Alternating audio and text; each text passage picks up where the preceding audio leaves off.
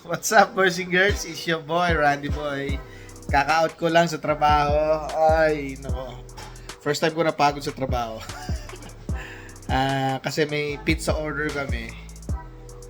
Para bukas. 45 pizza large boxes.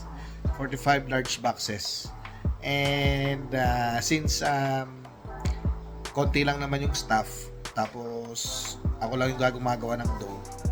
So, isang sako, kalahati ng harina, yung ginawa kong pizza dough. Tapos after no, nag-duty pa ako ng whole day. Kaya pagod na ako.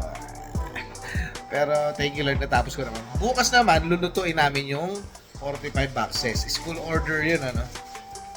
Nakakatawa kasi tinanggap ko na rin. Although, yung isa, tumawag lang kaninang umaga, baka daw pwedeng isingit bukas. Pero yung school order, monthly yun, meron talaga nun. 15 boxes. Tapos may umorder kanina 30 boxes na large. Tapos ngayon, andito si Kirk, si Ona, magsha-shabu-shabu night kami. Ito lang naman, mga biniling balls, soybean paste, miso, ayan, sabaw, tapos noodles, at yan. May seafood pa na iniinit doon. Kaya samahan nyo kami. Magsashabu-shabu night tayo.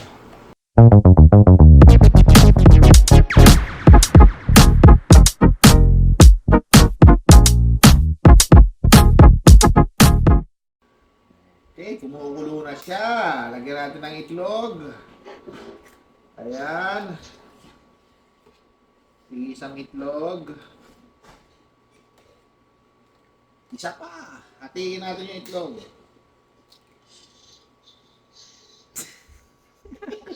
Yung puti sa kabila. Yung Tinal. sa kabila. Yan. Tapos kukulo ulit yan, boys and girls. Ang ginamit ko palang paste, nabibili to sa seafood. Yun na. Sa Seafood City. Sa ano nagpunta kami ng Winnipeg. Soybean. Ayan. Miso siya, pang ano to hindi siya pang shabu-shabu talaga, pero pang ito yung ginagamit sa mga ramen. Kasi ito yung ginamit ko dun sa previous ano ko previous work ko. Ito yung ganito yun. So pakukuluan lang natin yan, tapos meron ko namang ganito, Xing La Fong Xia, Fong La Xia, Ala Shawa, La Pa Xia. So, ayan, tapos bumili rin kami nito. Ito ay Fong Xia La Free Cook Mickey Noodles.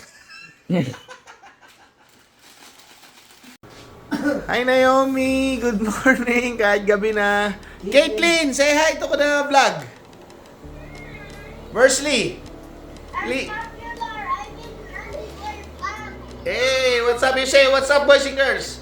What's up, boys and girls? It's your boy! It's your boy, Randy Boy! Ayan po mga anak ni Kirk. Ayan. At eto, kumukulo na oh. Ayan. Ito ang aming sahog, seafood at mga balls. Wala kaming meat. Pero may gulay naman. Si Ross nakapangbahay na. Lahat actually nakapangbahay na. Pati ako. Ayan. Ma, let's go. Let's eat na. Attack, boys and girls. Sino mauna? Si Kuya Ross na nauna. Naomi, hello. Kain, boys. Ay, kasama sa vlog yan, oh. Hey, what's up, boys and girls? Ayan. Ito ba? Wapang kuha na. Yan, kuha na kayo. Ikot ka, Kurt. Tapos ikaw naman. Tapos si Teona. Ayan na. Si Naomi nakatulog eh. Pero kailangan niyang Sa kumain. malamig na panahon. Yes. Shabu night. Anak? Parang alam mo yung SM ah. Ano ba yan? Ano meron doon?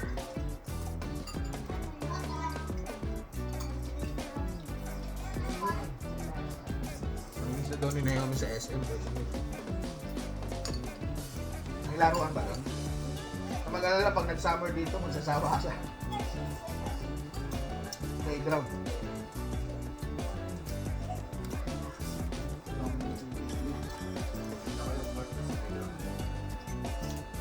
Tama.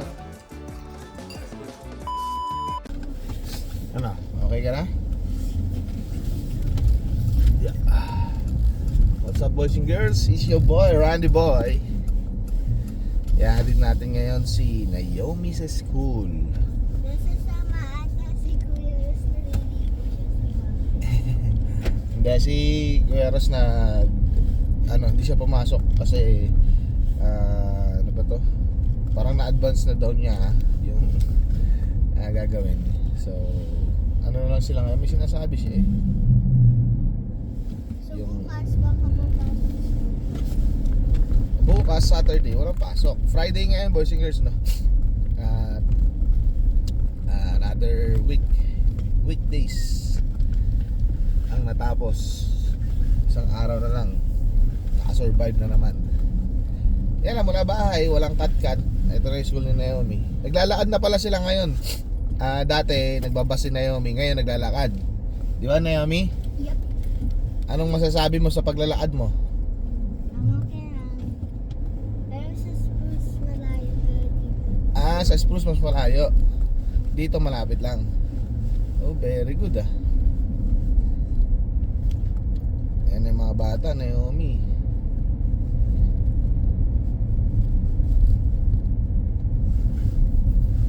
Si Ross naman, si Ross baliktad. Si Ross yung nagbabas dito. Dito siya sumasakay. Okay, Naomi, wait lang.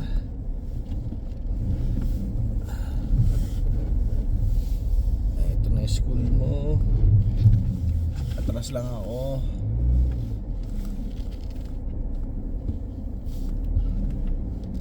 Alright, bye. Love you. Palamin.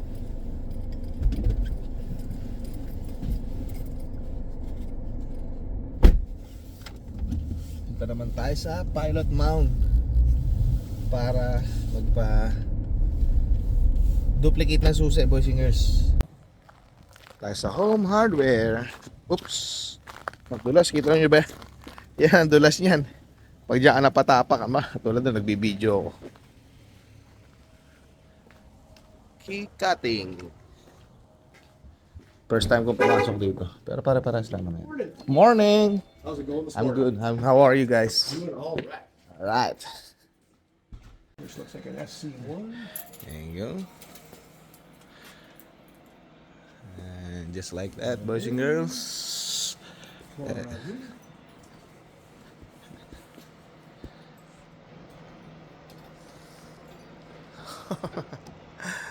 What's your name, bud?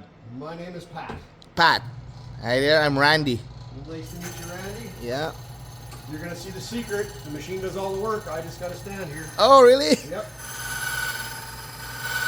There you go.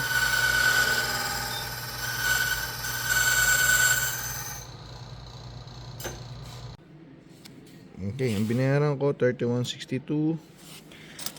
4 original keys. Ayan. Pinaduplicate ko dalawa bawat isa. So, hindi na niya tetestingin ko na lang paano saan magkakasya, no? Tapos bumili ako nito. Kasi syempre mahirap nga naman pagka isa-isa lang, wala naman akong spare na ganito para magkakasama sila. So iikot ko kay rito. Actually napaka-cute niya, no? Ang liit-liit lang. Hey, yan, ref. Mabubuksan mo dito sa kabila. 850. Ngayon lang ako nakakita ng hindi naka-box na dishwasher. 750 pala itong mga ganito. Ayan siya. Ito naman ay 800 plus tax yan, ano? Bosch. At ito po ang presyo ng mga 2-door ref.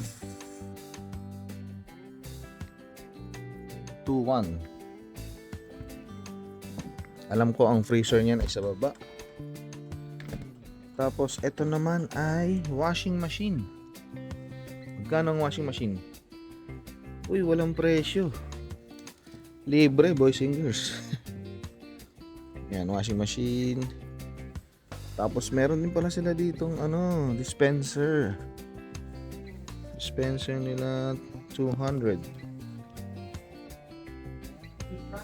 Ito, Ito mismo yung halos, hindi naman ito, pero ganito yung style na nabili namin. $109. Sale yun eh. Ito 280. May maliit din sila oh. Ang cute. 129.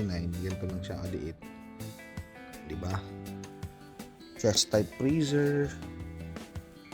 Ito, kailangan namin to. 379. Ayan. Mga kung anik-anik. Ayun, nagbigay sa amin ito. Kuya Larry, thank you. Mahal pala nun. Uy, toaster. Ito kailangan ko. Para sa store. Kasi nawalan kami ng toaster dun eh. 69. Tapos ito ay 79.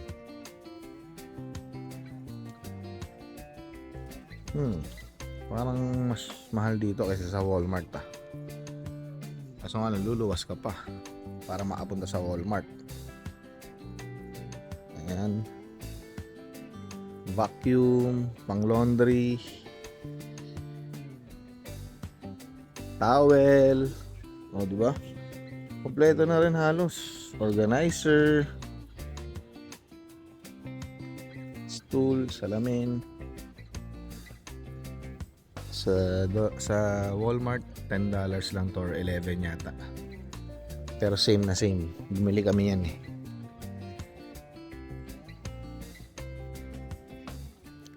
Ito, mga walis. Dapat pala dito na ako bumili. Nung binili ko sa Dolorama, hindi ko magamit kasi wala nitong lalagyan. Ay, yung hawakan. Cleaning. Pang cleaning nito. Ito, map. Yung map nilang ganito, 70. Plastic bags sila, garbage bags.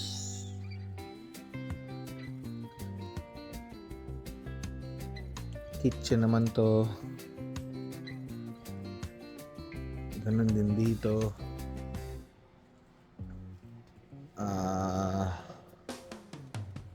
Ayan yung sa mga lumang stove.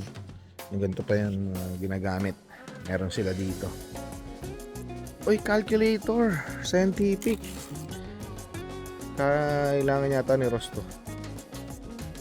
Tatanong ko, tatawag ko sa kanya.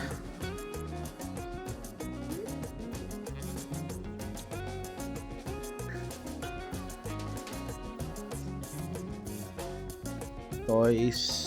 Typical hardware nga.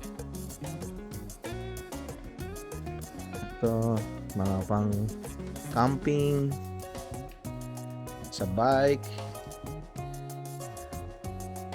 basketball, may ring,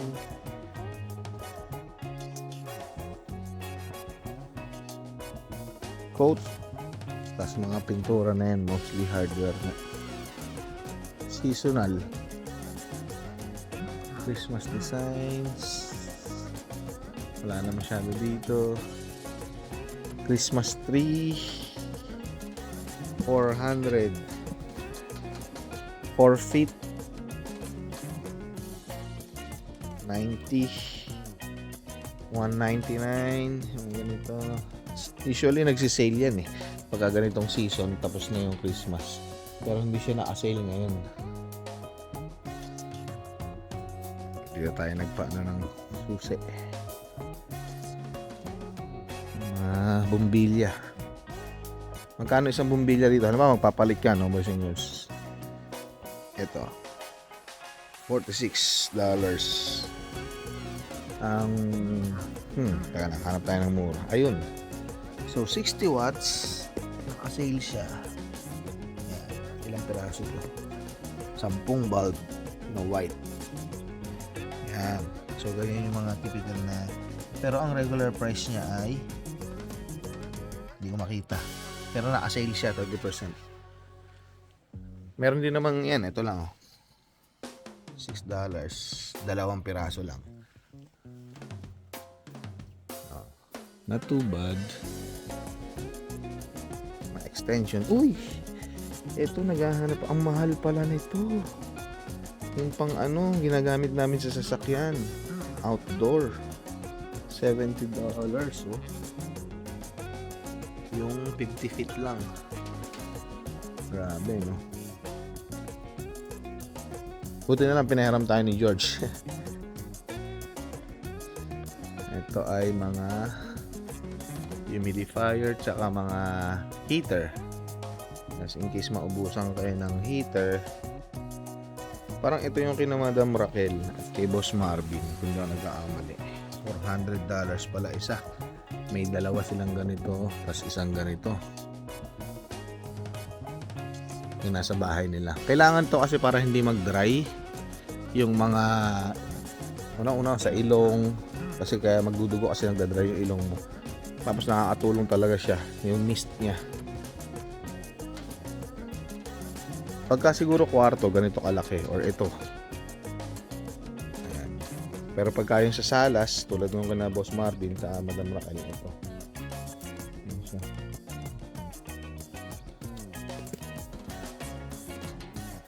Okay. Ito na mga plumbing na to.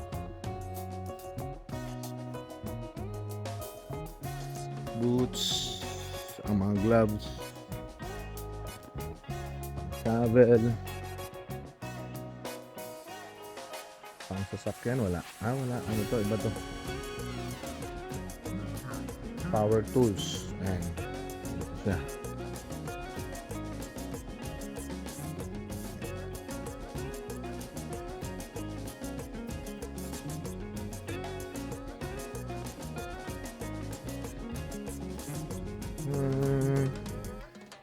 Ito yung mga pangsasakyan. Ito yung emergency roadside kit. $60 siya.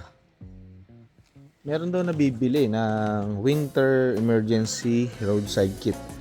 So ito usable to, pwede mong gawin dalhin to sa sasakyan kasi maigsi siya. Tulad nung nangyari dun sa kay Kirk, di ba? So pwede mo siyang scrape. So nga lang, di mo rin naman nakuha.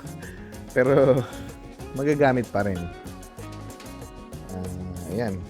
Pressure washer. Ang pressure niya ay 160. Mga panglinis. Wiper blades. Ito, mga shelving. Ayan. Mahal din yung mga shelving ha. Ito tulad nito.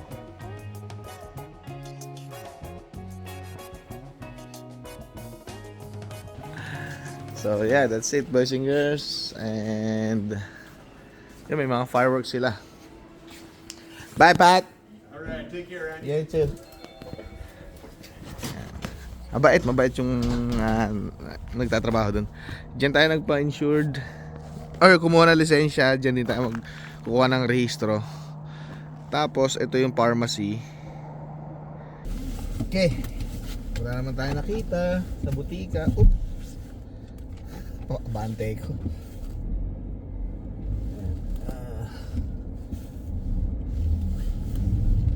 So try natin magpa-car wash kasi ang weather ngayon ay negative 12. Hindi naman siya ganun kataas kasi madumi ito, no? Sasakyan natin. So car wash ulit tayo. Dito na tayo sa car wash. Kaso nga lang kita nyo nakalagay wash in use. Parehas sila. Dito pang malaki or mataas siguro. Tapos dito tayo kasi nung nakaraan. So ibig sabihin may nagka-car wash sa loob. Kaya mag-waiting muna tayo rito. Okay. Tapos na ang car wash natin. $5 din ang ating nagastos. Nahirapan lang ako kasi sa vacuum.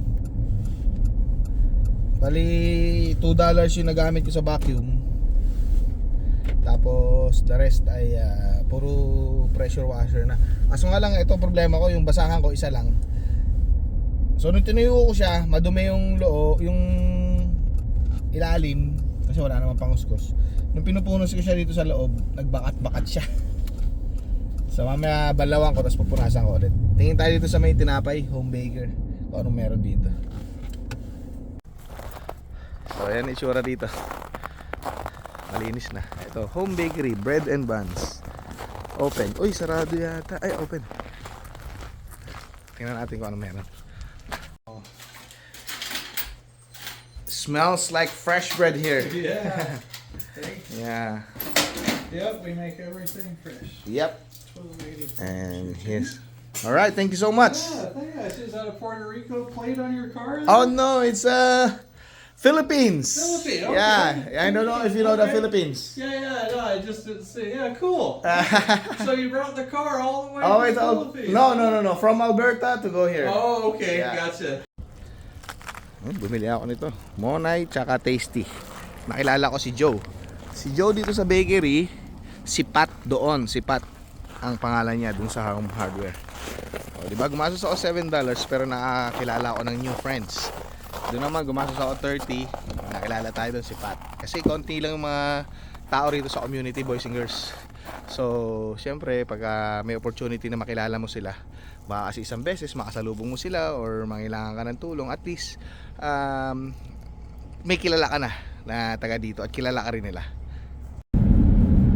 Balik na tayo, boys and girls, sa Quezon City. May pasok pa tayo ng alauna. So umalis tayo ng 9 at ngayon ay 10:32 sa napakagandang -9 na weather dito sa Manitoba. Ayan, sa Crystal City, Pilot Mount, and yan, maraming salamat sa panonood, boys and girls. Ingat kayo lagi, bye! God bless!